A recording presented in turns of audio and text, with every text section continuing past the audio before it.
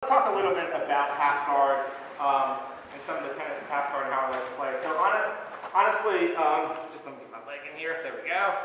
So half guard essentially is half his body is hooked by mine. So that's why back in the day I used to call this half passed, because he's really half passed my guard. This was the closed guard here, or full guard. Maybe got past half of it. You were half passed, or half guard. So a couple things about this. Back in the day, it used to be like, let's just lock this down like this, you know, and all like that. I don't think half guard. I think, obviously I play really lazy, but I don't think there's really a need to go ahead and lock and everything, keep them in, unless you have just somebody who's buck wilding on top and you just want to slow him or her down a little bit. Then that's the only reason I go like this.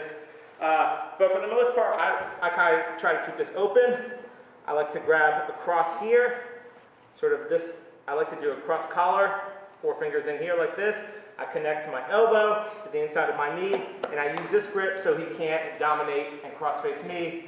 So I'm right in here like this. So this is usually how I set up. This is no mistake of, this is not anything new. I've always referred to this as sort of my force field here. This is my defense. I'm blocked off on this side. This is a nice sort of barrier here. I've got the call grip here, and I'm just playing a nice defense. I like to feel out my opponent and see what's going on. All right. So one thing, if your opponent doesn't stand like we did Monday, we did sort of, one thing that your opponent will probably do is start to establish a grip in here. So they want to get a grip on the inside. I would prefer it to be out here, right? Like I want to be here. But a savvy player will go ahead and loop with your arm in. Yep, we'll actually come into the inside, yeah, and start to grab in here like this. He wants to dominate the inside position. Well, if he dominates inside position here, he can easily get this knee up and over, and then he can start working to underhook and start working for the knee slice that everyone loves so much. So, come on back. So, whenever someone comes in and starts here, I like to grab same sleeve right away. I'm just going to loop all I do is I loop this up, over, and here to a lasso. One thing about lasso, so it's very easy to get, especially if they go ahead and grab. Usually most people are going to grab right here. And when they grab right here, it's very simple. Grab the sleeve. If you have to, just shrimp out a little bit, give yourself more room.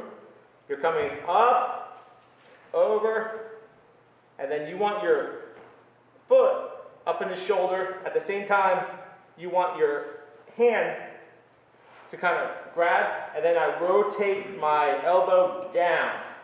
And so this, I feel like I want to try to put his sleeve in my pocket. That's how I always look at it. So this is a really, really effective lasso grip like this.